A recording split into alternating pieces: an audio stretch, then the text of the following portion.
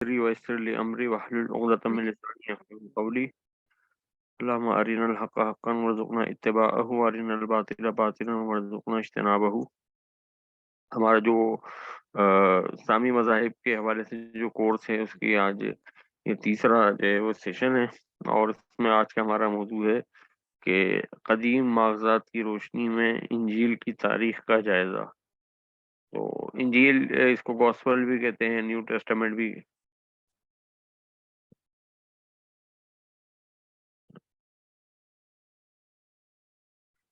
اچھا، آواز نہیں، آواز صحیح آ رہی ہے؟ کچھ آپ کو آواز کا مسئلہ ہے، لیکن ہماری طرف سے تو آواز صحیح ہے. تو یہ جو ہے وہ انجیل، جو انجیل ہے یا نیا عہد نامہ ہے، اس کو نیو ٹیسٹامنٹ بھی کہا جاتا ہے. تو اس کے اندر بہت سارے تاریخی واقعات بھی موجود ہیں. تو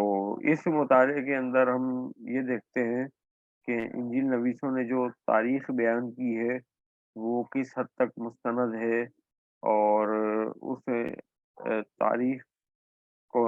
متعلق ہمارے پاس بیرونی شہادتیں کہاں کس حد تک موجود ہیں. جیسے مثال کے طور پہ ایک واقعہ ہے، نبی مکرم صلی اللہ علیہ وسلم نے جو اپنی مبارک انگلی سے اشارہ کیا تو چاند دو ٹکڑے ہو گیا. تو ایک تاریخی واقعہ ہے، قرآن کریم نے بھی اس کا ذکر کیا ہے. لیکن اس کا ہمیں ایک قرآن مجید کے اس بیان کی ہمیں ایک بیرونی شہادت بھی دستیاب ہے کہ ہندوستان کے ایک راجا نے جو ہے اس وقت جو اپنے محل کی چھت پہ موجود تھا رات کے وقت، اس نے جو ہے اس کا مشاہدہ کیا تھا. اور اس کے علاوہ کچھ اور قافلے والے بھی تھے جو رات کو سفر کر رہے تھے، تو انہوں نے جو ہے چاند کے جو ہے ٹوٹنے کا مشاہدہ اپنی آنکھوں سے کیا تھا. تو یہ خارجی شہادت ہے، تاریخی شہادت، جو قرآن کریم کے اور اللہ کے نبی صلی اللہ علیہ وسلم کے اس معجزے کے جو ہے وہ مؤید ہیں. تو اسی طریقے سے انجیل کے اندر بھی کچھ حوالے، کچھ تاریخی واقعات ہیں، کچھ انجیل نویس کی وقائع نگاری ہے، کرونالوجی ہے. تو ہمیں تاریخ کی روشنی میں اس کو دیکھنا ہے کہ وہ کس حد تک درست ہیں. یہ بہت وسیع موضوع ہے، اس کے اوپر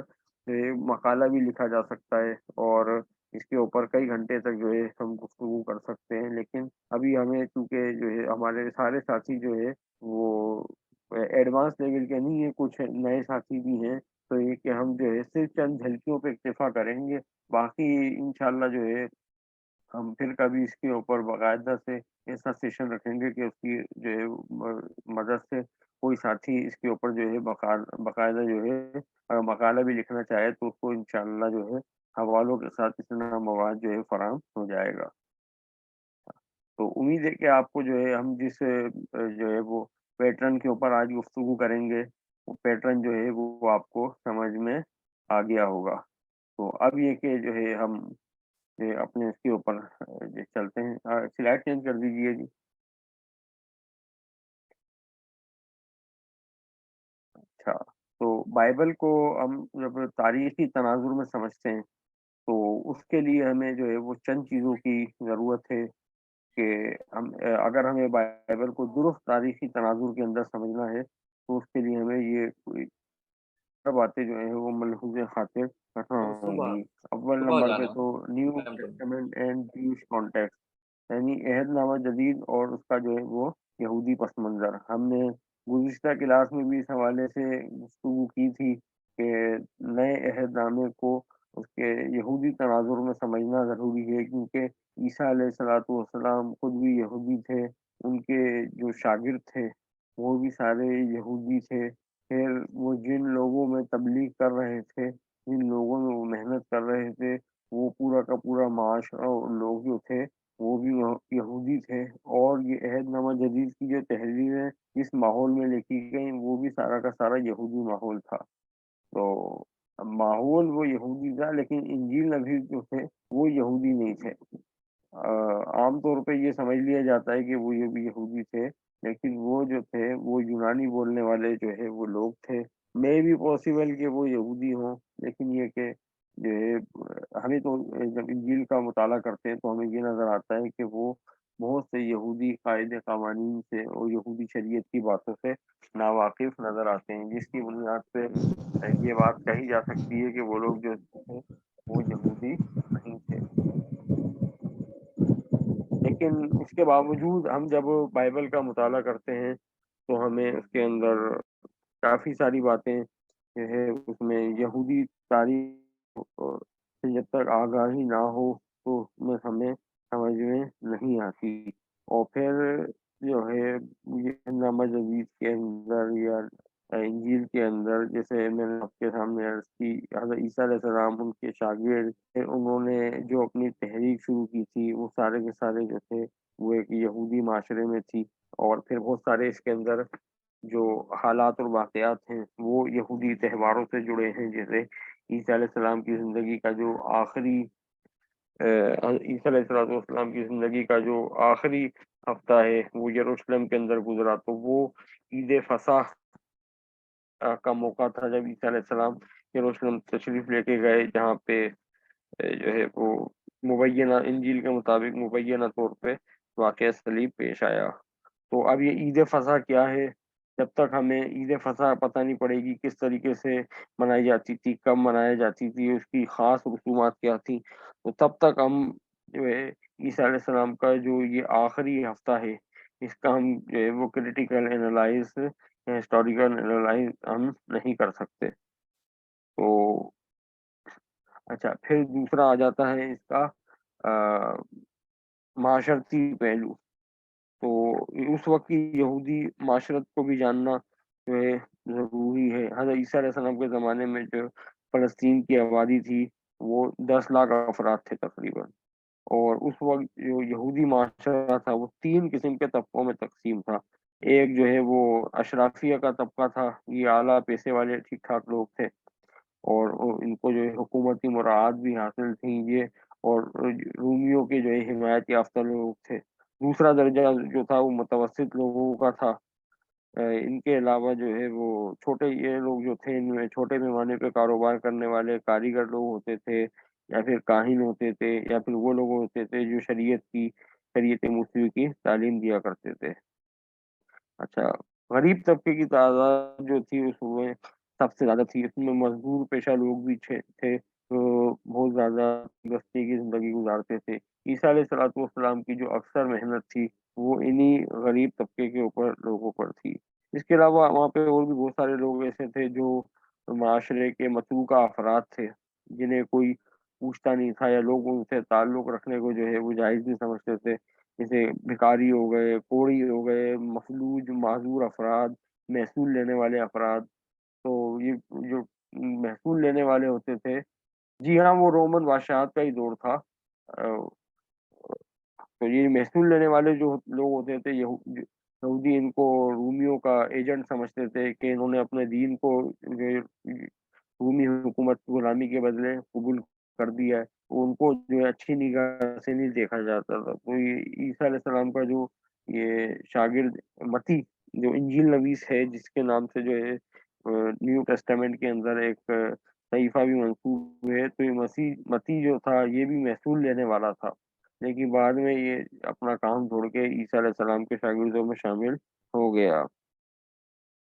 اس کے علاوہ جو تھے اس دور کے اندر جو پیشہ تھا، وہ جو بڑا پیشہ تھا وہ ماہی گیری کا تھا۔ یہ حضرت عیسیٰ علیہ السلام جو تھے، چونکہ وہ گلیل کے علاقے میں منادی کر رہے تھے، تو گلیل کے اندر جو ہے یہ بہت بڑی جھیل تھی جس کو گلیل کی جھیل یا سی آف تبریاس کہا جاتا ہے۔ تو عیسیٰ علیہ السلام کے جو اکثر شاگرد تھے وہ مچھیرے تھے، اور وہ اسی جھیل کے گرد جو ہے ماہی گیری کر کے اپنا جو ہے پیٹ پالا کرتے تھے۔ اس کے علاوہ جو تھا یروشلم جو تھا، یروشلم کے اندر جو تھا جو کاروبار کا جو مرکز تھا وہ ہیکل یا بیت المقدس بنا ہوا تھا۔ دور دراز سے جو یہودی زائرین آیا کرتے تھے، تو ان زائرین جو تھے وہ یروشلم میں ٹھہرتے تھے، تو پھر وہ یہاں پہ جب ٹھہرتے تھے تو وہ خرچ بھی کرتے تھے، جس سے جو ہے یروشلم شہر کی جو ہے معیشت چلا کرتی تھی۔ تو اس دور کے اندر ان لوگوں کے اندر جو تھا جو سب سے جو ایک معاشرے کا جو بااثر طبقہ تھا وہ فریسی تھا۔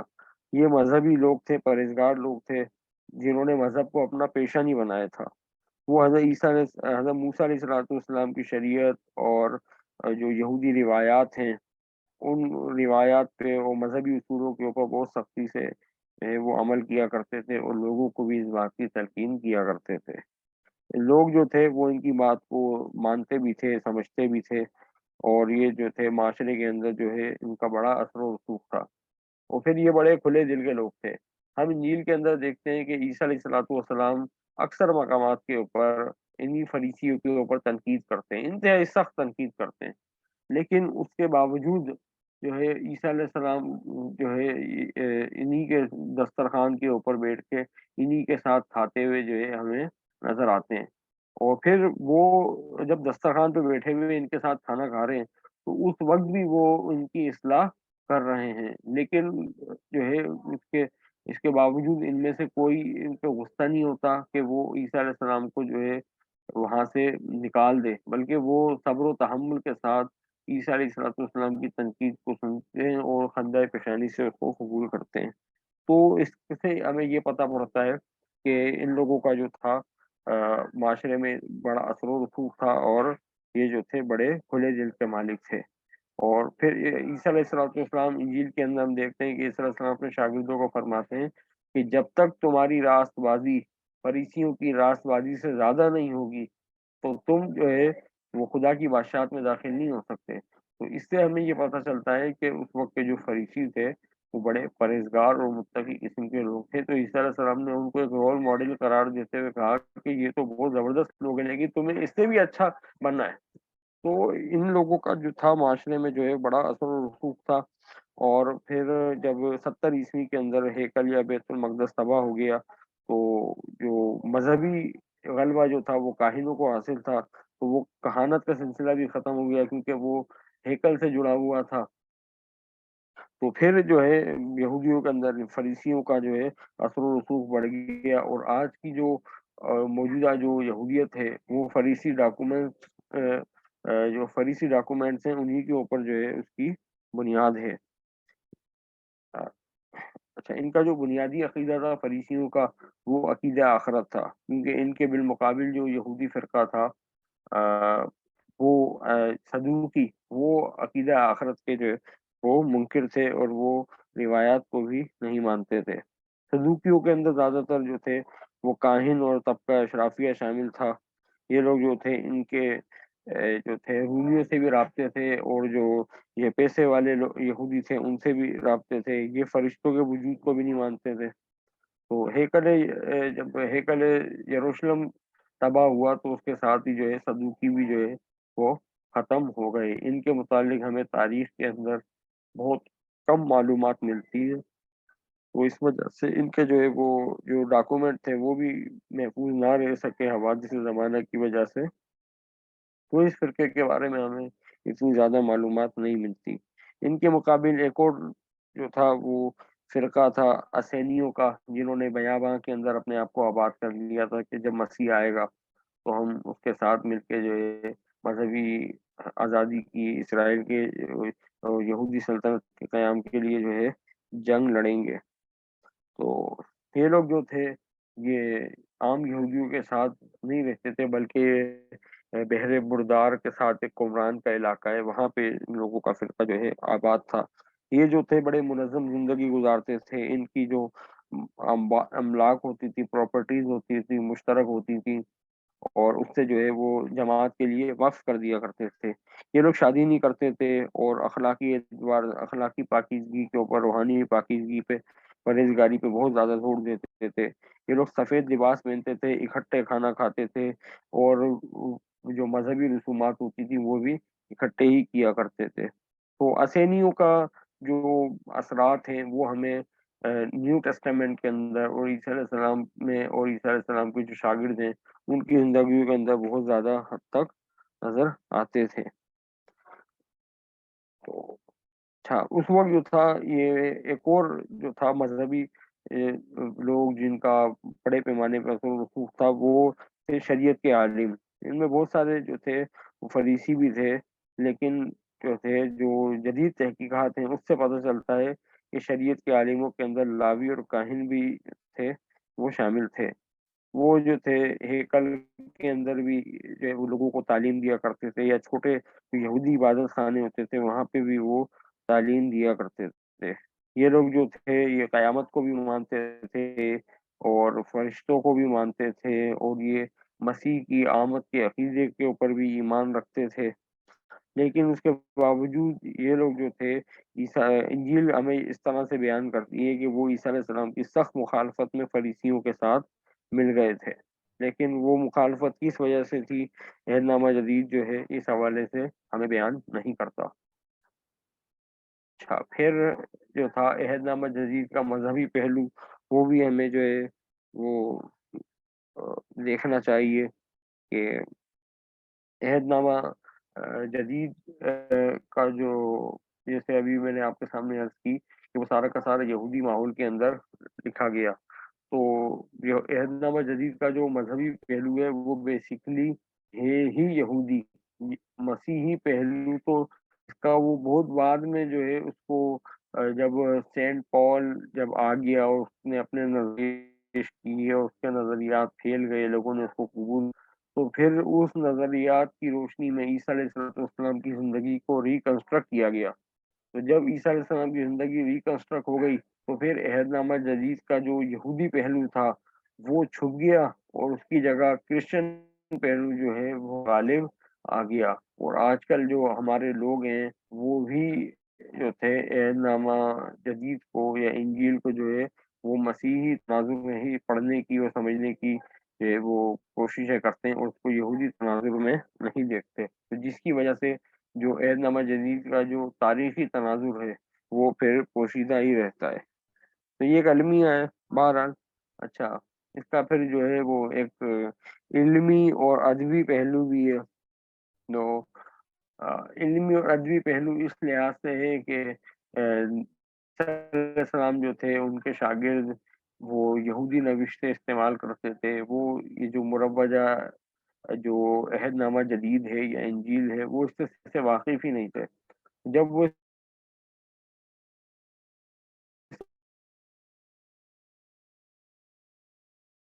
سے واقف نہیں تھے تو یہودی صحائف یہ تو، وہ پھر عیسیٰ علیہ السلام جو تھے وہ یونانی بولا کرتے تھے، اور ان کے جو شاگرد تھے وہ بھی یونانی، سوری، عیسیٰ علیہ السلام جو تھے وہ آرامی زبان بولتے تھے، اور ان کے شاگرد جو تھے وہ بھی آرامی بولنے والے تھے، لیکن جو عہد نامہ جدید لکھا گیا ہے وہ لکھنے والے یونانی تھے۔ تو ظاہر سی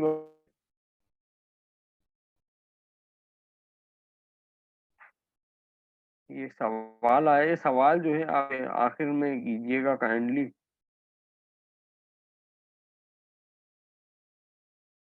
سارے سوال ہم جواب دیں گے۔ علیہ السلام کی زندگی کے حالات کو، واقعات کو، ان کے اقوال کو، سب کو جو ہے یونانی میں ترجمہ کر دیا۔ تو جب ترجمہ کیا تو پھر جو ان کی جو اصل جو روحانیت اور معنویت تھی وہ جو تھی وہ ترجمے کی وجہ سے ختم ہو گئی، اور پھر انہوں نے بھی جو ہے اسی میسج کو جو ہے وہ آگے یعنی عیسیٰ علیہ السلام کی زندگی سے وہی میسج پھیلنے لگا جو سینٹ پال جو تھا، جو سینٹ پال کا مطمع نظر تھا۔ پھر جو تھی یہ جو عیسیٰ علیہ السلام کی جو تحریک تھی وہ بیسیکلی طور پہ شروع ہی یہودی لوگوں سے ہوئی تھی، لیکن پھر جب سینٹ پال کا اثر رسوخ بڑھا اور اس کے نظریات جو ہے پھیل گئے، عیسیٰ علیہ السلام کے شاگردوں نے اس سے مقابلہ کرنے کی کوشش کی، لیکن جو تھا یہ بہت ہوشیار آدمی تھا، تو یہ جو تھا یہ غالب آ گیا۔ پھر اس کے پاس رومن نیشنلٹی بھی تھی، تو اس نے جو تھا یہ سیاسی ہتھیار بھی بہت استعمال کیے، اور جگہ جگہ جو ہے اپنی رومن نیشنلٹی ہونے کا فائدہ اٹھایا، اور یہ وہاں سے بچ نکلا۔ تو جب اس کے افکار و نظریات پھیل گئے تو پھر جو تھی عیسیٰ علیہ السلام کی جو اصل جو مسیحیت جس کو ہم کہہ لیں سو کارل، حالانکہ وہ جو تھی وہ یہودیت کا ہی ایک فرقہ یا ایک حصہ تھی، تو وہ پھر آہستہ آہستہ یہودی مذہب سے الگ ہو گئی۔ اور پھر جب سینٹ پول نے یہ اعلان کیا کہ عیسائی ہونے کے لیے یہودی ہونا شرط نہیں ہے، یہ اعمال کی کتاب کے جو ہے وہ 15ویں باب میں ہمیں اس بات کا ثبوت ملتا ہے۔ تو جب یہ اعلان کیا گیا پولس کی طرف سے کہ مسیحی ہونے کے لیے یہودی ہونا شرط نہیں ہے، تو بس یہاں سے پھر عیسائیت جو تھی وہ یہودیت سے بالکل الگ ہو گئی، اور الگ ہونے کے بعد جو ہے پھر وہ ایک الگ مذہب بن گئی۔ تو دوسری طرف پھر بہت سارے جو غیر یہودی تھے وہ جو ہے عیسیٰ علیہ السلام کی تحریک کے اندر شامل ہو گئے، اور پھر جو ہے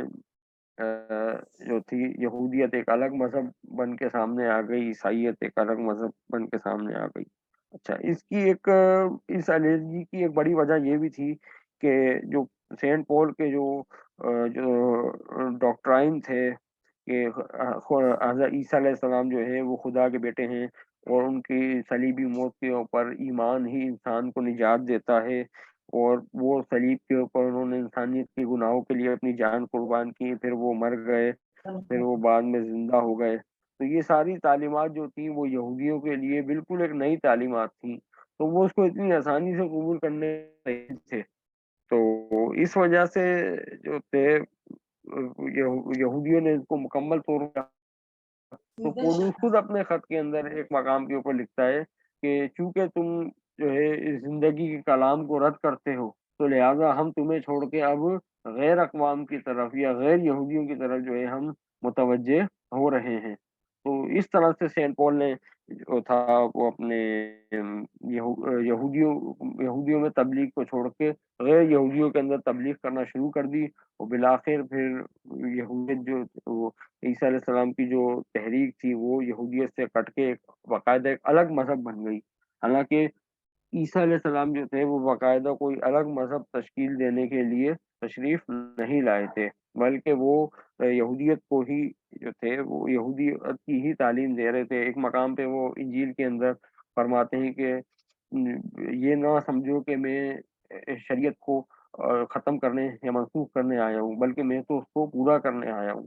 اور جو کوئی تورات کے چھوٹے سے چھوٹے حکم کو پورا کرے گا اور اس کی تعلیم دے گا وہ اللہ کی بادشاہت کے اندر سب سے بڑا کہلائے گا، اور جو کوئی اس کے چھوٹے سے چھوٹے حکم کو توڑے گا اور اس کی تعلیم دے گا وہ خدا کی بادشاہت میں سب سے چھوٹا کہلائے گا۔ تو عیسیٰ علیہ السلام کی تعلیمات جو تھیں وہ تو تورات کے اوپر ہی ان کی جو ہے بنیاد تھی، لیکن جو عیسائیت کی جو ماڈرن عیسائیت تھی یعنی جو یہودیت سے کٹ گئی، تو جب یہودیت سے کٹ گئی تو پھر ان کو ایک ڈاکومنٹ کی بھی ضرورت پڑی۔ اس وقت تو یہ یہودی اسکرپچر ہی جو ہے وہ مقدس صحیفوں کے طور پہ یوز کر رہے تھے، تو پھر جب یہ ایک الگ مذہب کے طور پہ سامنے آ گئے تو پھر ان کو ضرورت پڑی کہ بھائی اب ہمارے پاس بھی ایک ڈاکومنٹ ہونا چاہیے جو تورات کی ٹکر کا ہو۔ اب اس ڈاکومنٹ میں پرابلم یہ تھی کہ عیسیٰ علیہ السلام کے جو شاگرد تھے ان کے پاس تو عیسیٰ علیہ السلام کی اصل انجیل موجود تھی، لیکن وہ خالص توحید کی تعلیمات پہ مشتمل تھی، اور جو ہے وہ پولوس کے افکار و نظریات کے خلاف تھی۔ تو پولوس نے جو ہے کہا کہ جو کوئی میری انجیل یا میری خوشخبری کے علاوہ کسی دوسری انجیل کے اوپر ایمان رکھتا ہے تو وہ جو ہے اللہ کی طرف سے ملعون ہے، اس پہ اللہ کی لعنت ہے۔ تو پولوس نے اپنے پیروکاروں کو یہ کہ کسی دوسرے پیغام کو یعنی کسی دوسری انجیل کو سننے سے باز رکھا، کہا کہ میں جو پیغام عیسیٰ علیہ السلام کا بیان کر رہا ہوں یہی حقیقی انجیل ہے، تو تمہیں اس کے علاوہ کسی اور کا پیغام نہیں سننا۔ تو لہذا پولوس کے پیغام کو ہی انجیل سمجھ لیا گیا۔ حالانکہ پولوس نے جو گلتیوں کے خط کے اندر شروع میں یہ جو بات لکھی ہے، اس سے واضح طور پہ یہ بات پتہ چلتی ہے کہ اس معاشرے کے اندر ایک اور انجیل کی پیغام جو تھا وہ اس کی منادی کی جا رہی تھی، اس کی تبلیغ کی جا رہی تھی۔ تو حقیقتاً جو ہے وہ انجیل وہی تھی جو سیدنا عیسیٰ علیہ الصلوۃ والسلام کی جو شاگرد تھے وہ جو اس کا پیغام پھیلا رہے تھے۔ اور پھر ہم انجیل مرقس کے اندر جو سب سے قدیم انجیل ہے اس کے اندر ہم یہ بات دیکھتے ہیں کہ عیسیٰ علیہ السلام کے جو شاگرد ہیں، عیسیٰ علیہ السلام جگہ جگہ اپنے شاگردوں کو فرماتے ہیں جو کوئی میری انجیل کی خاطر جو ہے اپنا ماں باپ کو، اپنے کھیت کو، اپنی بیوی بچوں کو چھوڑے گا تو اس کو آخرت کے اندر 2 گنا حصہ ملے گا۔ مختلف مقامات کے اوپر عیسیٰ علیہ السلام کی زبان مبارک سے ہمیں انجیل کا لفظ ملتا ہے۔ تو اس سے واضح طور پر پتہ پڑتا ہے کہ عیسیٰ علیہ السلام جو تھے ان کے پاس ایک डॉक्यूमेंट था, एक सहीफ़ा था इंजील नाम का। बाद में उनके शागिर्दों ने उसको फ़ॉलो किया, उसी की टीचिंग को आगे फैलाया। लेकिन पौलुस के आने के बाद ईसा अलैहिस्सलाम की जो असल इंजील थी, वो पसे-पुश चली गई और सेंट पॉल के पैगाम को जो है वो इंजील के तौर पे लोगों ने कबूल कर लिया। हाँ जी। अगली स्लाइड पर आ जाइए।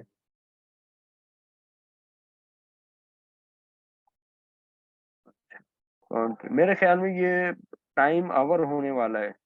तो ये कि ऐसा नहीं हो कि हम जो है वो दोबारा से जो है इसको, अच्छा 7 मिनट बाकी हैं अभी, चलें हम बात मुकम्मल कर लेते हैं। अच्छा, contradiction and error in the text of Bible. अच्छा, अब जो इंजील है या न्यू टेस्टामेंट है, इसके मतन के अंदर जो है काफ़ी सारे तज़ादात हैं और गलतियाँ हैं। तो वो ये गलतियाँ और तज़ादात क्यों हैं? तो इसके ऊपर भी जो है हमें बात करने की जो है वो एक ज़रूरत है। अब बात ये है कि ईसा अलैहिस्सलाम की जो तालीमात थी, जैसा कि मैंने अभी आपके सामने अर्ज़ किया, उनको पॉलियन थॉट्स पॉलियन डॉक्ट्राइन जो थे, उनकी रोशनी के अंदर रिकंस्ट्रक्ट किया गया। तो पौलुस जो था वो ईसा अलैहिस्सलाम के बारे में वो नज़रियात और वो अकाइद रखता था जो ईसा अलैहिस्सलाम के शागिर्द भी नहीं रखते थे। ईसा अलैहिस्सलाम के शागिर्द उनको अल्लाह का बंदा और रसूल समझते थे और ईसा अलैहिस्सलाम ने उनको सिखाया भी यही था। लेकिन पौलुस कहता था कि नहीं, वो तो खुदा का अज़ली बेटा है और वो खुदा से ही पैदा होके दुनिया में आया है, इंसानियत की गुनाहों की निजात के लिए। तो अब जो था वो पौलुस के नज़रियात फैल तो गए, तो पौलुस के नज़रियात फैल रहे थे, तो दूसरी तरफ ईसा अलैहिस्सलाम के शागिर्द थे, ऐसी बात नहीं है कि वो कुछ काम नहीं कर रहे थे, वो भी जो है अपने तौर से ज़बरदस्त कोशिशें कर रहे थे। तो ईसा अलैहिस्सलाम के जो शागिर्द थे, वो भी जो है वहाँ पे अपना काम कर रहे थे। तो इन दोनों के दरमियान क्लैश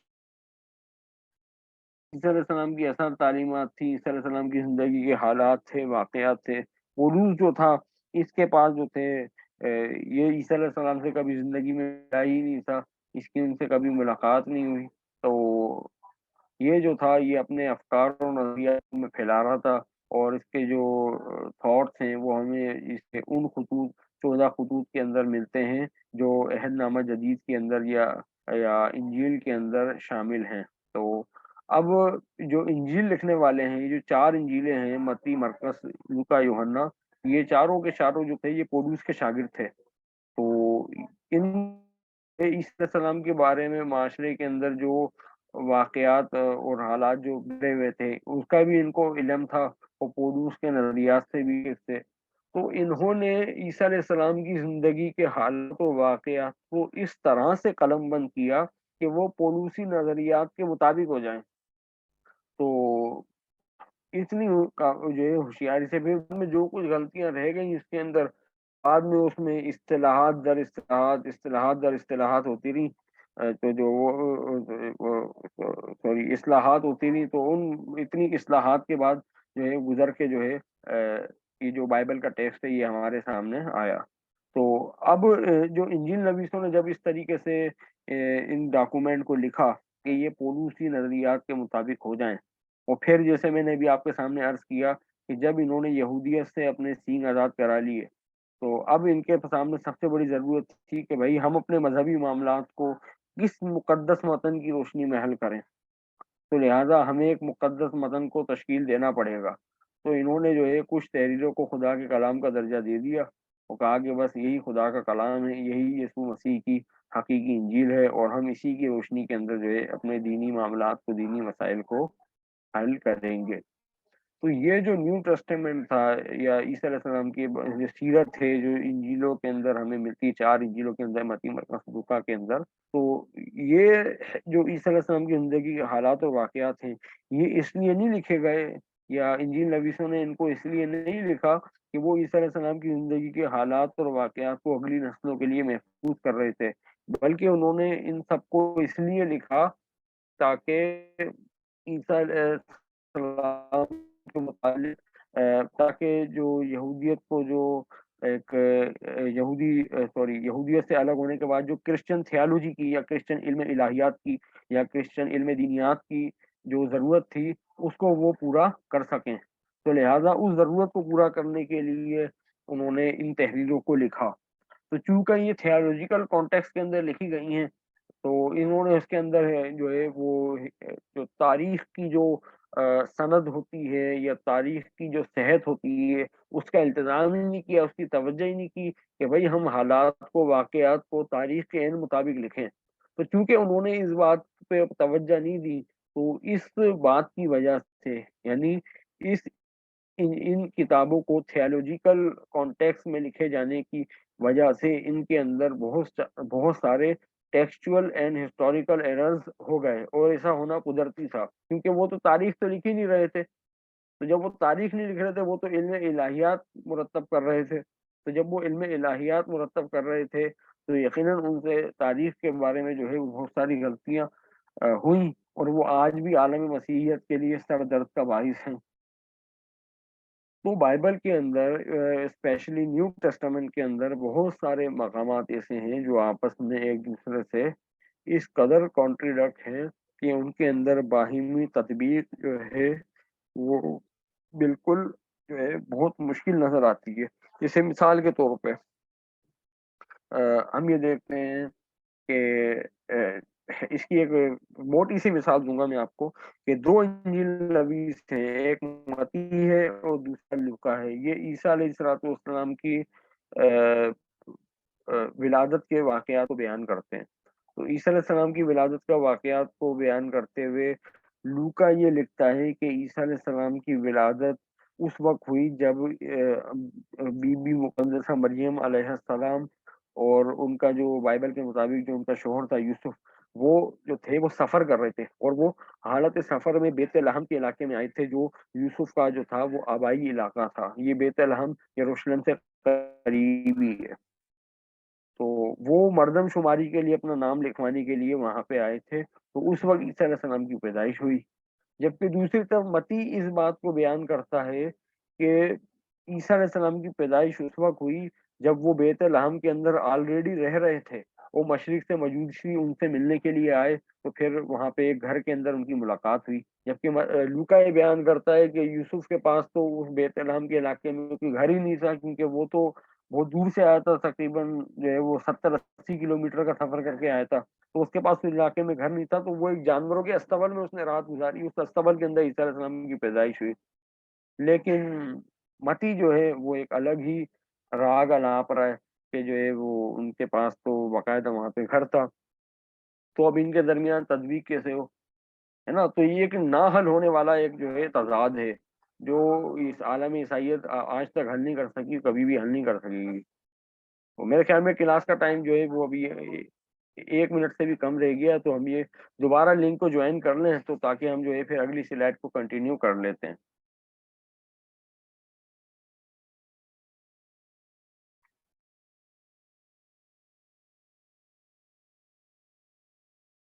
اچھا جی، تو ہم جو تھے وہ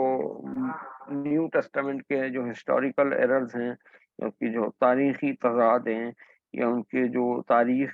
کے جو جھول ہیں، ان کے حوالے سے ہم گفتگو کر رہے تھے۔ تو اس حوالے سے ہم جو جو نیو ٹیسٹامنٹ کا جو آغاز ہوتا ہے وہ ہوتا ہے عیسیٰ علیہ السلام کے نسل۔ تو جو دونوں انجیل نویس یعنی متی اور لوکا، وہ دونوں عیسیٰ علیہ السلام کے نسب نامے کو بیان کرتے ہیں، لیکن وہ اس طریقے سے جو ہے وہ عیسیٰ علیہ السلام کے نسب ناموں کو بیان کرتے ہیں کہ وہ ان میں آپس میں تدبیر کر رہے ہیں۔ تو اور تو خاص ایک انجیل نویس اور خاصے بیان مار کرتا ہے سے کہ گری عیسیٰ مار علیہ گئے السلام بدل سے وہ اور تو داؤد یہ علیہ بدل السلام کے، مارنا کھا یہ بند کر دیجیے یہ مائک۔ تو ایک انجیل نویس یہ بیان کرتا ہے کہ عیسیٰ علیہ السلام کہ جو ہے وہ یہ حضرت عیسیٰ علیہ السلام داؤد علیہ السلام کے فلاں بیٹے سے پیدا ہوئے، اور دوسرا انجیل نبی سے بات بیان کرتا ہے کہ حضرت عیسیٰ علیہ السلام داؤد علیہ السلام کے فلاں بیٹے کی نسل سے پیدا ہوئے۔ تو اب وہ کیسے جو ہے اس بات کو حل کیا جائے، کون سے بیٹے سے پیدا ہوئے؟ اسی طریقے سے ایک انجیل نبی یہ بات بیان کرتا ہے کہ عیسیٰ علیہ السلام کے والد کا نام جو تھا وہ یوسف تھا، اور یوسف جو تھا اس کے والد کا نام جو تھا وہ کچھ اور تھا، اور دوسرا انجیل نبی اسی نام کو کچھ اور بیان کرتا ہے۔ تو ان دونوں کے درمیان جو تھے وہ کوئی باہمی تطبیق ہو ہی نہیں سکتی۔ تو اب عیسائی اس سے جو ہے یہ اس مشکل کو حل کرنے کے لیے یہ ایک مفروضہ پیش کرتے ہیں کہ جو متی انجیل نویس ہے اس نے داؤد علیہ السلام سوری متی نے یوسف نجار کا نسب نامہ پیش کیا ہے، اور جو لوکا ہے وہ بی بی مقدسہ مریم کا نسب نامے کو پریزنٹ کرتا ہے۔ حالانکہ تاریخی طور پہ اگر دیکھا جائے تو جو بی بی مریم تھیں وہ حضرت داؤد علیہ السلام کی نسل سے نہیں تھی، بلکہ ان کا تعلق جو تھا وہ حضرت ہارون علیہ السلام کے قبیلے سے تھا، حضرت ہارون علیہ السلام کے گھرانے سے تھا۔ تو جب وہ قرآن مجید نے بھی ان کو اسی مناسبت سے اخت ہارون کہا ہے۔ تو اور پھر بائبل میں بھی ہمیں اس بات کا ثبوت ملتا ہے، مثال کے طور پہ جو حضرت یحییٰ علیہ السلام کی والدہ تھی بی بی الشبہ، حضرت بی بی مقدسہ مریم ان کے گھر تقریباً 3 مہینے تک رکی رہی ہیں، اور 3 مہینے کے بعد وہ وہاں سے تشریف لے کر آئی ہیں۔ 3 مہینے ایک طویل عرصے تک جو ہے وہ وہاں پہ رہتی رہی ہیں۔ تو جب وہ اتنے دن تک جو ہے انسان کسی انتہائی قریبی رشتہ دار کے رہ سکتا ہے، کسی غیر کے یہاں پہ، کسی دور دراز کے رشتہ دار کے یہاں پہ تو رہ نہیں سکتا۔ تو ان کی یہ قریبی رشتہ داری ہی اس بات پہ دلالت کرتی ہے کہ ان کا تعلق حضرت داؤد علیہ السلام کے قبیلے سے نہیں تھا، بلکہ ان کا تعلق حضرت موسیٰ علیہ السلام کے قبیلے سے یعنی لاوی کے قبیلے سے تھا۔ اب یہ جو لاوی جو تھے یہ حضرت یعقوب علیہ السلام کے ایک بیٹے کا نام ہے، اور حضرت داؤد علیہ السلام جو تھے وہ اس لاوی کے قبیلے سے نہیں تھے۔ امید ہے کہ یہ بات کلیئر ہو گئی ہوگی۔ تو یہ تو ایک موٹی سی، انتہائی موٹی سی میں نے آپ کے سامنے مثال بیان کی ہے۔ اس میں تو انتہائی ٹیکنیکل جو ہے اس کے اوپر ڈیبیٹ ہم کر سکتے ہیں، کیونکہ اور ہم نے جو ولادت مسیح کے حوالے سے اپنی جو کتاب لکھی ہے تو اس کے اندر جو ہے اس کے اوپر باقاعدہ جو ہے ہم نے تقریباً 40-50 صفحات جو ہے اسی حوالے سے عیسیٰ علیہ السلام کے نسب نامے کے حوالے سے لکھے ہیں کہ عیسیٰ علیہ السلام کے نسب نامے کے اندر انجیل نویسوں نے کس حد تک جو ہے وہ تاریخی غلطیاں کی ہیں، یہ جو ہے ان کا احاطہ نہیں کیا جا سکتا۔ اچھا جی، اگلی سلائیڈ پر آ جائیے۔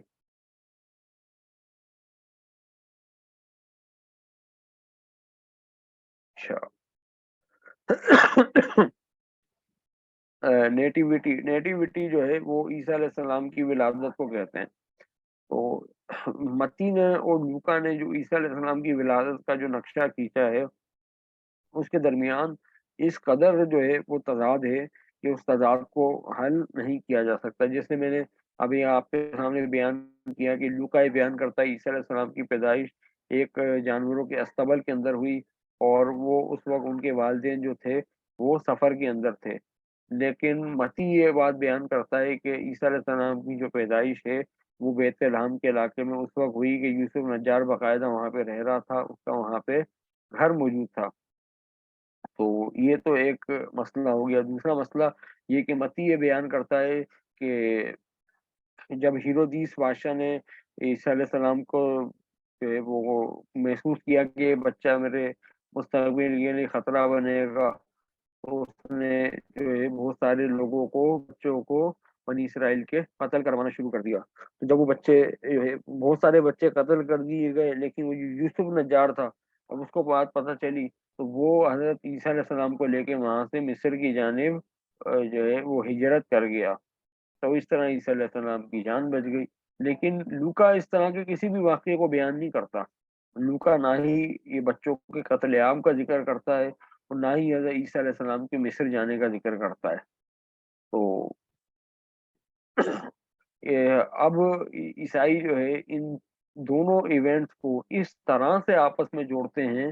کہ گویا کہ وہ ایک تیسری انجیل لکھ رہے ہوں، لیکن حقیقت تو یہ ہے کہ کیونکہ یہ انسانوں کی تحریریں ہیں، یہ اللہ تبارک و تعالیٰ کا کلام نہیں ہے، تو اسی وجہ سے جو ہے ان کے اندر اس قدر اختلافات موجود ہیں۔ قرآن کریم نے جو ہمیں ایک پیمانہ دیا ہے کسی الہامی کتاب کو جانچنے کا، وہ یہی ہے کہ قرآن کریم بھی یہ بیان فرماتا ہے کہ اگر مشرکین مکہ کے اعتراض پہ جواب دیتے ہوئے قرآن کریم بیان فرماتا ہے، اللہ تعالیٰ جو ہے قرآن کریم میں بیان فرماتے ہیں کہ اگر یہ کتاب کا مفہوم ہے کہ اگر یہ کتاب کسی اللہ کے علاوہ کسی اور طرف سے ہوتی تو یقیناً اس کے اندر بہت سارے اختلافات ہوتے، لیکن قرآن مجید جو ہے وہ ہر قسم کے اختلافات سے پاک ہے، تو اس کی وجہ یہی ہے کہ یہ اللہ تبارک و تعالیٰ کا حقیقی اور سچا کلام ہے۔ لیکن چونکہ بائبل ہے، بائبل کے اندر کچھ جزوی طور پہ جو ہے یہ اللہ تبارک و تعالیٰ کا جو ہے کچھ نہ کچھ کلام موجود ہے، لیکن بائبل ٹوٹلی جو ہے وہ اللہ تعالیٰ کا کلام نہیں ہے۔ تو چونکہ یہ اللہ تعالیٰ کا کلام جو ہے وہ کلی طور پہ نہیں ہے، تو اسی وجہ سے اس کے اندر بہت سارے اختلافات موجود ہیں۔ اگلی سلائڈ پر آ جائیے جی۔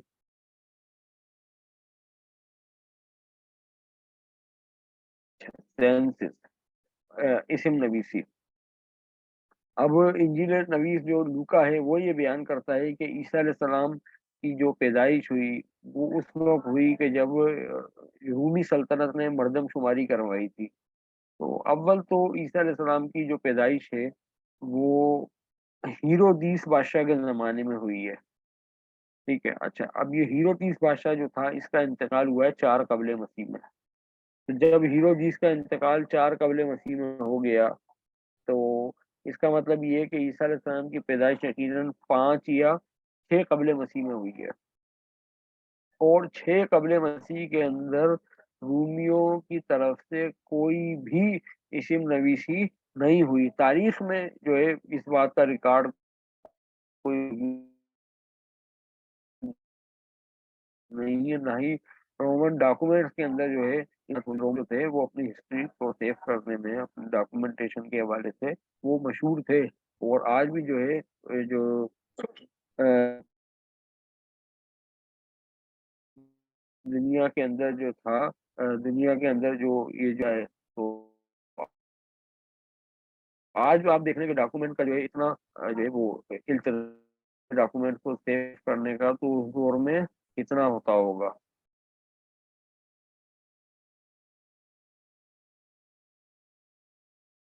کیا ہے کہ جو حضرت عیسیٰ علیہ السلام کا جو انجیل مطابق جو مبینہ پھر یوسف نجار وہ اس مردم شماری میں اپنا نام لکھوانے کی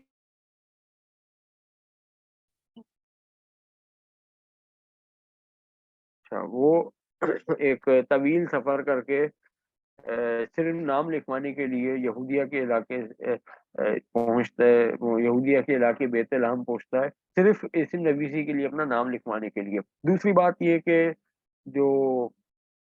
رومی حکومت جو فلسطین کے اس علاقے کے اندر کی مردم شماری کروا رہی تھی، تو اس کا مقصد یہ نہیں تھا کہ وہ یہودیوں کو کاؤنٹ کر رہی تھی کہ جو ہے یہاں پہ اتنے یہودی رہتے ہیں تو ان کو لہٰذا اتنے ڈسٹرکٹ اور تحصیل کے حساب سے جو ہے یا شہر کے حساب سے جو ہے ہم ان کو سہولتیں دیں گے، بلکہ ان کا مقصد ٹیکس کلیکٹ کرنا تھا کہ جو تھے وہ کہ جو بھی یہودی جہاں پہ رہ رہے ہیں تو ان سے کہاں کتنا جو ہے وہ ٹیکس وصول کیا جائے، ان کی پراپرٹی وغیرہ کیا ہے۔ تو جو یوسف نجار تھا اس کی تو اس علاقے میں کوئی پراپرٹی تھی ہی نہیں، یعنی بیت الحم کے علاقے میں اس کی پراپرٹی نہیں تھی، بلکہ بیت الحم تو اس لحاظ سے اس کا علاقہ تھا کہ یوسف نجار حضرت داؤد علیہ السلام کے گھرانے سے تھا، اور ان دونوں کے درمیان جو ہے تقریباً 1000 سال کا فاصلہ ہے۔ اب اس کو ہم اس مثال سے سمجھیں کہ مثال کے طور پہ یہ ہم بر صغیر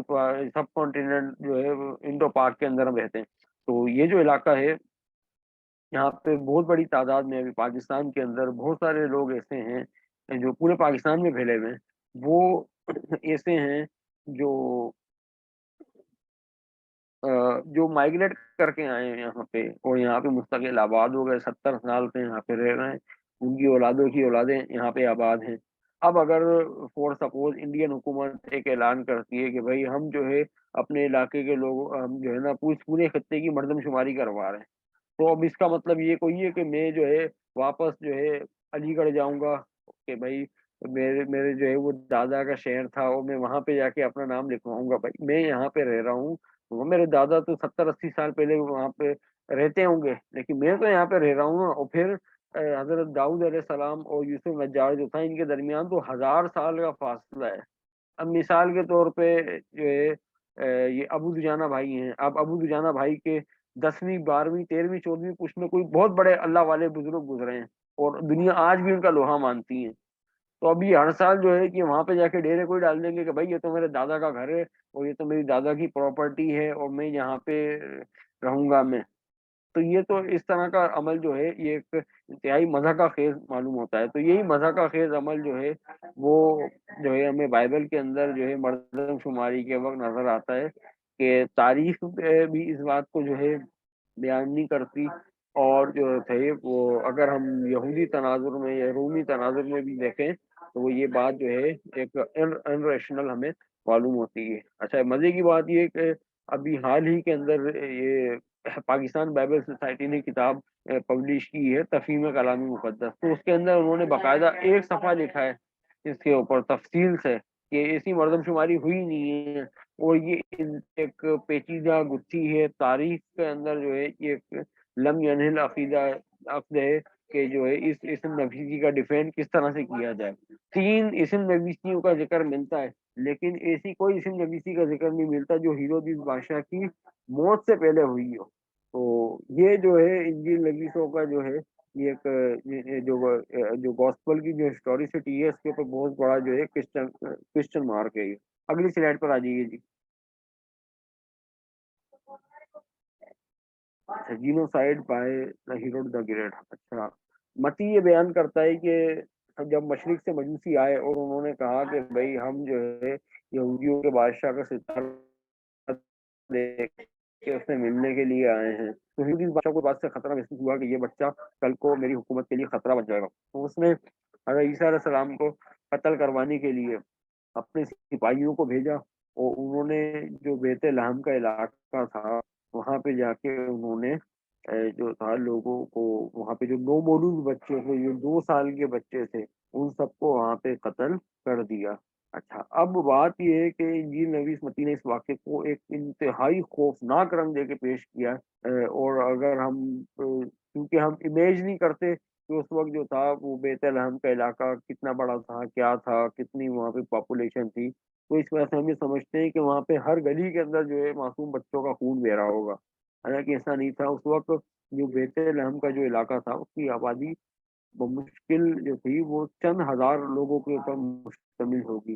تو پھر ان چند ہزار یعنی اتنے زیادہ لوگ نہیں تھے، وہ ایک چھوٹا سا گاؤں تھا، اور وہ گاؤں بھی پاپولر نہیں ہوتا۔ اگر حضرت داؤد علیہ السلام وہاں پہ پیدا نہ ہوتے تو وہ گاؤں بھی اتنا پاپولر نہیں ہوتا۔ اور پھر جیسا میں نے آپ کے سامنے بیان کیا کہ پورے فلسطین کے اندر جو یہودیوں کی آبادی تھی وہ جو تھی 10 لاکھ کے قریب تھی،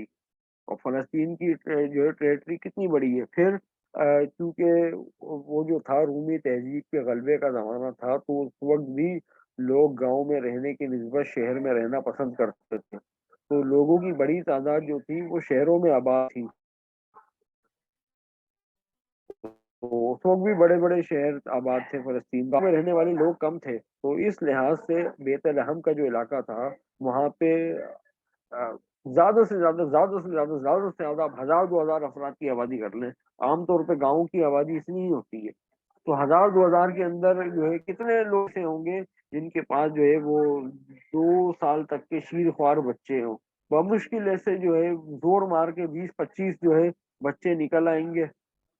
تو اب 20 25 بچوں کا اگر قتل عام ہو بھی گیا تو کوئی اتنا بڑا جینوسائیڈ کوئی ہے کہ اس کو جو ہے اتنا ہلاکت خیز جو ہے بیان کر دیا جائے، اور پھر اس بات کا کوئی تاریخی ثبوت موجود نہیں ہے کہ جو ہے یہ جینوسائیڈ ہوا ہے۔ اب مسئلہ یہ ہے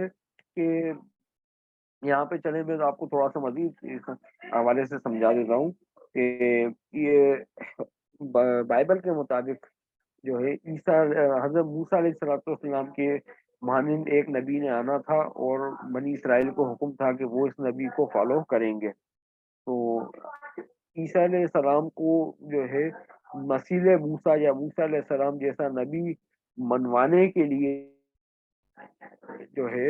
یہ سارے کے سارے جو واقعہ جو ہے یہ تراشا گیا، کہ جس طرح موسیٰ علیہ السلام کے دور میں بچوں کا قتل عام جاری تھا، اسی طرح عیسیٰ علیہ السلام کے دور میں بھی بچوں کو قتل کیا جا رہا تھا۔ تو لہٰذا دونوں میں سملرٹی ہے، تو لہٰذا حضرت عیسیٰ علیہ السلام ہی جو ہیں وہ مسیح موسیٰ ہیں۔ ٹھیک ہے، امید ہے کہ بات سمجھ میں آ گئی ہوگی۔ اگلی سلائڈ پر آ جائیے۔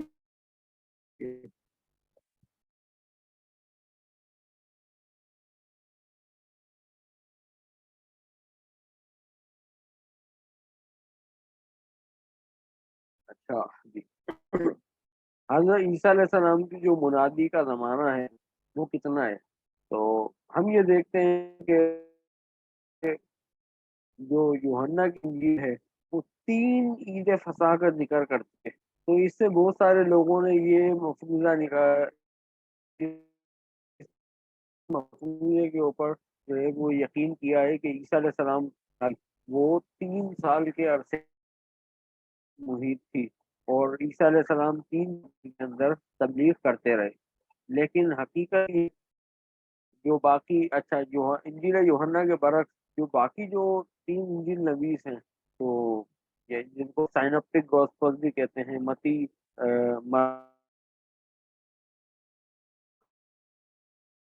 وہ یہ بیان کرتے ہیں کہ عیسیٰ علیہ السلام کو اللہ کا ذکر کرتے ہیں۔ تو اس سے ہمیں یہ بات پتہ چلتی ہے کہ عیسیٰ علیہ السلام کی جو منادی ہے وہ 1 سال سے بھی کم عرصے کے اندر رہی ہے۔ ہم بائبل کے مطابق دیکھتے ہیں کہ عیسیٰ علیہ السلام نے اپنی جب منادی کا آغاز کیا تو وہ گرمیوں کا وقت تھا۔ پھر وہ اپنی منادی کے دوران ایک بڑے وسیع مجمع منادی کے میں کھانا کھلاتے ہیں،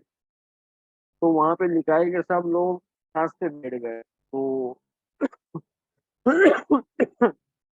تو ہری گھاس کا مطلب یہ کہ اس وقت جو تھا جو ہے وہ خزاں کا موسم نہیں آیا تھا، یعنی اس وقت جو تھا وہ گرمی تھی اور درختوں کے اوپر پتے موجود تھے۔ لیکن جب عیسیٰ علیہ السلام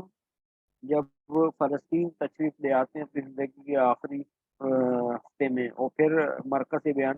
ہوتا ہے کہ وہ ایک بار شہر سے باہر نکلے تو انہوں نے ایک درخت دیکھا، تو وہ درخت جو تھا وہ سوکھا ہوا تھا کیونکہ وہ پھلوں کا موسم نہیں تھا، یعنی وہ خزاں کا موسم تھا۔ تو عیسیٰ علیہ السلام کی جو منادی تھی وہ ایک گرمی کے موسم سے شروع ہو کے جو ہے وہ 3 انجیلوں کے مطابق وہ جو تھی وہ موسم خزاں تک محدود تھی، یعنی مارچ کا مہینہ تھا یہ تقریباً، مارچ اپریل۔ یہودیوں کی جو فصح آتی ہے وہ آتی بھی اپریل کے اندر ہی ہے۔ تو لہٰذا 8 سے 9 مہینے جو ہے 3 انجیل نبی سے بیان کرتے ہیں کہ عیسیٰ علیہ السلام نے جو تبلیغ کی ہے وہ 8 سے 9 مہینے کی ہے۔ لیکن یوحنا جو انجیل نویس ہے وہ یہ بیان کرتے ہیں کہ عیسیٰ علیہ السلام کی تبلیغ دورانیہ ہے وہ 3 سال میں پھیلا ہوا ہے، جو ہے وہ انجیل نویس یوحنا کی مانے، یا پھر ہم جو ہے انجیل نویس 3 انجیل نویسوں کی مانے۔ پھر یوحنا ایک اور 3 انجیل نبی سے بیان کرتے ہیں جب عیسیٰ علیہ السلام اپنی زندگی کے آخری ہفتے میں یروشلم شہر میں تشریف لائے تو وہ ہیکل یروشلم میں تشریف لے گئے یا بیت المقدس میں تشریف لے گئے، انہوں نے وہاں پہ کوڑا نکالا اور لوگوں کو جو ہے وہاں پہ جو لوگوں نے بازار بنایا ہوا تھا اللہ کے گھر میں ان کو جو ہے مار کے وہاں سے نکالنا شروع کر دیا۔ تو 3 انجیل نبی سے بیان کرتے ہیں کہ یہ واقعہ عیسیٰ علیہ السلام کی زندگی کے آخری ایام میں پیش آیا۔ لیکن یوحنا یہ بیان کرتا ہے کہ یہ واقعہ اس وقت پیش آیا جب عیسیٰ علیہ السلام نے اپنی منادی شروع کی تھی۔ تو اتنا بڑا واقعے کو جو ہے انہوں نے کرونولوجیکلی بالکل بے ترتیب کر دیا، یعنی ان کو یہی نہیں پتا کہ یہ واقعہ کب پیش آیا۔ اور پھر جو ہے آپ کسی بھی عیسائی سے آپ سوال کر سکتے ہیں کہ بھائی اگر عیسیٰ علیہ السلام کی جو ہے منادی 3 سال پہ پھیلی ہوئی تھی تو پھر باقی 3 نبی اس بات سے کیوں بے خبر تھے؟ بہرحال اگلی سلائڈ پر آ جائیے۔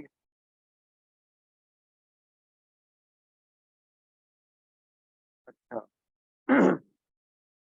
زکریا سن آف برکیہ، تو متی 23-25 کے اندر جو ہے اس بات کا ذکر ہے، انجیل نبی حضرت عیسیٰ علیہ السلام کے منہ میں الفاظ ڈالتا ہے کہ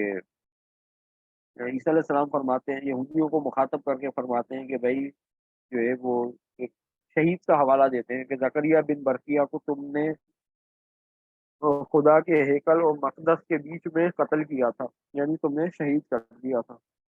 اب یہ حضرت زکریا جو تھے یہ کوئی نبی تھے، لیکن زکریا بن برکیہ جو تھے یہ جو ہے کوئی بنی اسرائیل کے بزرگ ہوں گے، لیکن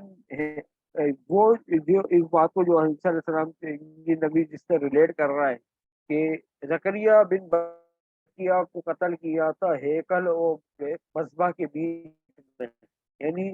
ہیکل کا برآمدہ اور جہاں پہ جانور ذبح کیے جاتے تھے وہاں پہ، اس کے درمیان میں جو ہے ان کو قتل کیا گیا تھا۔ تو تاریخی طور پہ جو ہے ہمیں زکریا بن ایسا کوئی زکریا بن برقیہ نہیں ملتا جس کو جو ہے اس مقام پہ قتل کیا گیا ہو، لیکن جو بائبل کے اندر تواریخ کی کتاب ہے، تواریخ کی کتاب کا جو دوسرا حصہ ہے، میں حوالہ آپ کے سامنے جو ہے وہ پڑھ دیتا ہوں میں۔ تواریخ کی کتاب کا دوسری کتاب کا 21واں باب اور اس کی 24ویں ورس کے مطابق ایک زکریا بن یہودیہ نامی ایک نبی کو جو ہے اس مقام پہ قتل کیا تھا، لیکن وہ شخص جو تھا وہ حضرت زکریا بن برقیہ نہیں تھا۔ تو انجیل نبی کو یہی نہیں معلوم تھا کہ ہیکل اور مقدس کے درمیان کس زکریا کو قتل کیا گیا، زکریا بن برقیہ کو یا زکریا بن یہودیہ کو، لیکن وہ ایک نام کی جو ہے وہ بس نام کی سملرٹی ہے کہ دونوں زکریا تھے، لیکن کیونکہ انجیل نبی اس باپ کا نام بھی لکھ رہا ہے تو ہم جو ہے اس کے اوپر آبجیکٹ کریں گے، کیونکہ بھائی یہ انجیل نہیں ہے بلکہ یہ خدا کا کلام ہے، اس کو جو ہے عالم عیسائیت پوری دنیا کے سامنے خدا کلام کے بتائے، مسلمانوں کے رسم تبلیغ ہے بھائی یہ خدا کا کلام ہے، یہ حقیقی جیوت سے ایمان لاؤ گے تو نجات پا جاؤ گے۔ تو ہم میں پھر اس بات کو ہائی لائٹ کرنے کا حق حاصل ہے کہ بھائی اگر یہ خدا کا کلام ہے تو آپ تو یہ اس کو یہی نہیں پتا کہ وہاں پہ قتل کون بندہ ہوا تھا۔ تو یہ بہت بڑا جو ہے ایک ہسٹوریکلی جو ہے وہ بلنڈر ہے یہ۔ اچھا جی، اگلی سلائڈ پر آ جائیے جی۔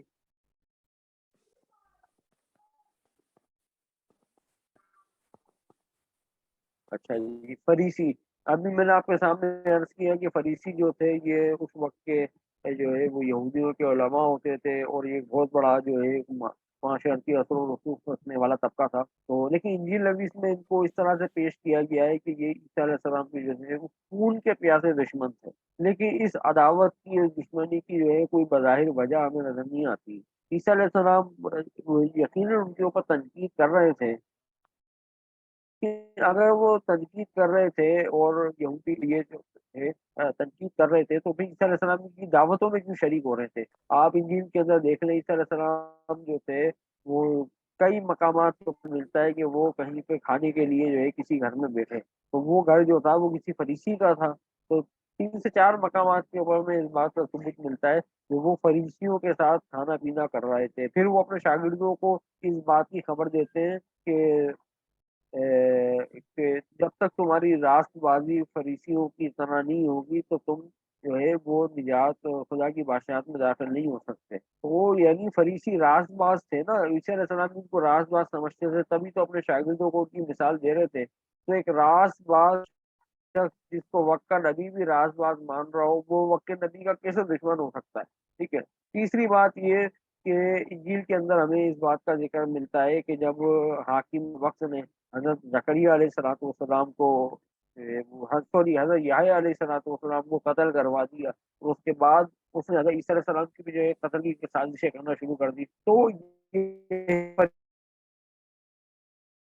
فریسی جن کو انجیل نویسوں نے خون کا پیاسا بنا کے پیش کیا ہے، یہی فریسی عیسیٰ علیہ السلام کو آ کے خبر دیتے ہیں کہ جو ہے آپ یہاں سے چلے جائیے، حاکم وقت جو ہے آپ کی جو ہے وہ قتل کی فکر کر رہا ہے۔ تو عیسیٰ علیہ السلام ان کو فرماتے ہیں کہ تم جا کے اس لومڑی کو کہہ دو کہ وہ جو ہے مفہوم ہے ان کی بات کا کہ وہ اپنے ارادے میں کامیاب نہیں ہو سکے گا۔ تو اگر وہ عیسیٰ علیہ السلام کے خون کے پیاسے دشمن تھے فریسی، جس طرح انجیل نویس بیان کرتا ہے، تو پھر وہ عیسیٰ علیہ السلام کو آ کے اس بات کی خبر کیوں دے رہے تھے کہ آپ اپنی جان بچائیے اور یہاں سے چلے جائیے؟ تین بات۔ چوتھی بات، عیسیٰ علیہ السلام کا مقدمہ جہاں پہ عیسیٰ علیہ السلام کو جب گرفتار کر لیتے ہیں انجیل کے مطابق، تو اس وقت ان کے سارے دشمن وہاں پہ جمع موجود نظر آتے ہیں، لیکن اس وقت مجمع کے اندر ایک بھی فریسی موجود نہیں تھا۔ وہ سارے وہاں پہ صدوقی، کاہن اور عام عوام تو تھی، لیکن فریسی نہیں تھے۔ اگر یہ عیسیٰ علیہ السلام کے ایسے ہی جو ہے بدترین دشمن ہوتے تو مقدمے کی کاروائی میں ان کو پیش ہونا چاہیے تھا، لیکن وہاں فریسی نظر نہیں آتا۔ تو لہذا انجیل نویسوں نے جو فریسیوں کی جو تاریخی تصویر پیش کی ہے وہ انجیل نویسوں کی ساختہ ہے جس کا حقیقت سے اور عیسیٰ علیہ الصلوۃ والسلام سے اور تاریخی حقائق سے کوئی تعلق نہیں ہے، بلکہ یہ ان کے جو ہے انجین نویسوں کی انویشن کہ یہودیوں کو جو ہے بنا کے ظاہر کیا جائے اور یہودیوں کو جو ہے عیسائیوں کو سامنے ایک دشمن بنا کے پریزنٹ کیا جائے۔ اب وہ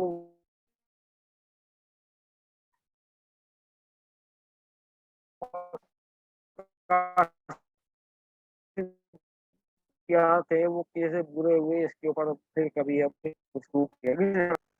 اگلی سلائڈ پر آ جائیے جی۔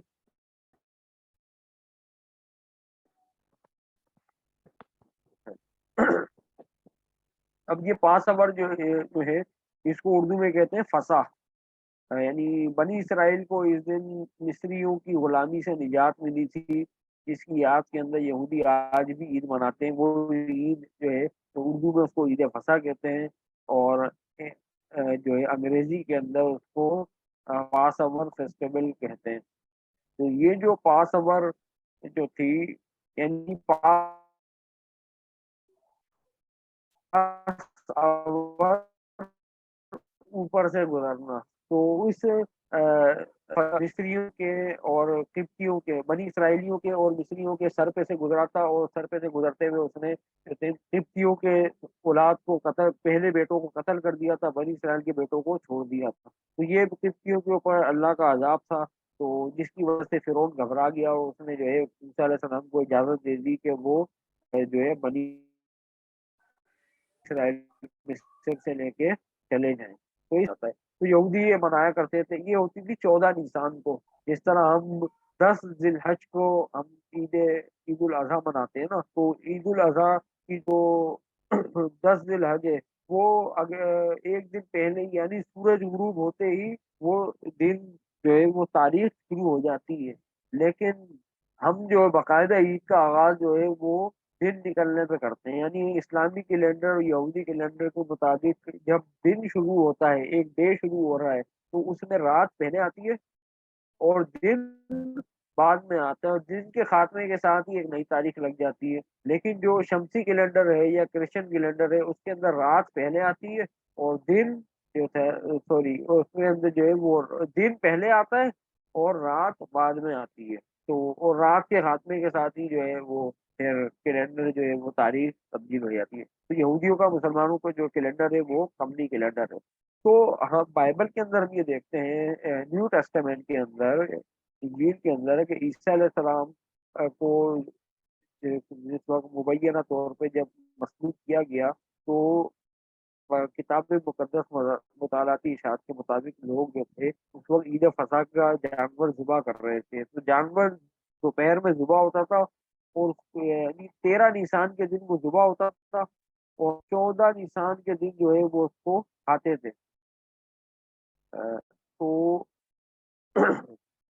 او سوری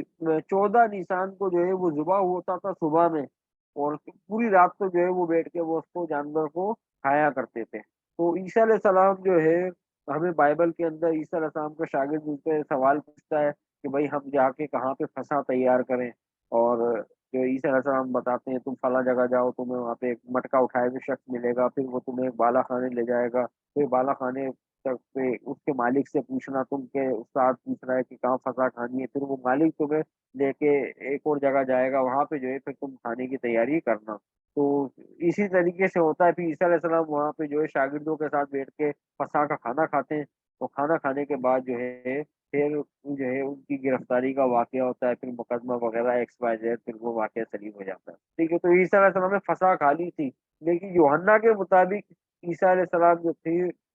انہوں نے فسح کھانا نہیں کھایا تھا، بلکہ عید فصح سے پہلے ہی ان کو جو ہے یہودیوں نے پکڑ کے صلیب پہ لٹکا دیا تھا۔ تو یعنی 3 انجیلیں کے لیے کہ عیسیٰ علیہ السلام نے جو ہے فسح کا کھانا کھا لیا تھا، اور صرف یوحنا کی انجیل واحد جو اس بات کو ڈکلیئر کرتی ہے کہ عیسیٰ علیہ السلام نے فسح کا کھانا نہیں کھایا تھا۔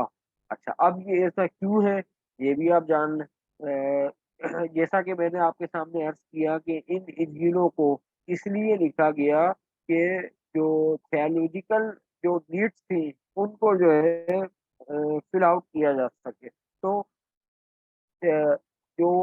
گوسپل آف جان کی جو تھیالوجی ہے اس کا جو سینٹرل پوائنٹ ہے وہ یہ ہے کہ عیسیٰ علیہ السلام کو جو ہے پاس اوور، انہوں نے جو ہے پاس اوور لیم قرار دیا ہے اس نے. یعنی یوحنا انجیل نویس اپنی انجیل کے شروع میں یہ بات بیان کرتا ہے عیسیٰ علیہ السلام کے لیے کہ یہ خدا کا وہ برہ ہے جو دنیا کے گناہوں کو اٹھا کے لے کے جاتا ہے. تو بنی اسرائیل کے مطابق جو جانور ذبح ہوتا تھا تو جو ہے وہ جانور جو تھا وہ پورے اسرائیل کا کفارہ اٹھا کے جو ہے وہ لے جایا کرتا تھا. تو عیسیٰ علیہ السلام کے جو فسح کے دن جو جانور ذبح ہو رہے تھے تو ایک طرف یہودی جانور ذبح کر رہے تھے، دوسری طرف یسوع صلیب کے اوپر اپنی جان کو جو ہے ذبح کر رہا تھا، اپنی جان قربان کر رہا تھا. تو لہذا یوحنا نے جو ہے ایک سملرٹی کریٹ کی ہے جو ہے وہ بنی اسرائیل کے جانوروں کے درمیان اور عیسیٰ علیہ السلام کے درمیان، کہ جس طرح وہ جانور جو ہے وہ انسانوں کی نجات کے لیے اپنی جان قربان کر رہے تھے گناہوں کے لیے، گناہوں کی معافی کے لیے، تو اس میں تمام انسانیت کی گناہوں کی معافی کے لیے اپنی جان قربان کر رہا تھا. تو اپنی اس تھیالوجی کو جو ہے اس میں پروموٹ کرنے کے لیے عیسیٰ علیہ السلام کی صلیب کو واقعہ صلیب سے ایک دن جو ہے وہ عید فصح سے ایک دن پہلے بیان کر دیا. لیکن جو باقی جو انجیل نویس تھے انہوں نے جو ہے عیسیٰ علیہ السلام کی جو ہے وہ چونکہ اس یوحنا کی تھیالوجی سے واقف نہیں تھے تو لہذا انہوں نے اس واقعے کو جو ہے عید فصح کے ایک دن کے بعد بیان کیا ہے. اچھا، امید ہے کہ یہ بات جو ہے وہ کلیئر ہو گئی ہوگی آپ کو نا. میرے خیال میں جو ہے وہ اب اسی پہ جو ہے ہم اینڈ کرتے ہیں. آگے یہودا اسکریوتی والا جو ہے اس کے حوالے سے ہم الگ سے سیشن کریں گے. تو اب اس حوالے سے کوئی سوال ہے تو آپ جو ہے میں سے کوئی جو ہے سوال کر سکتے ہیں.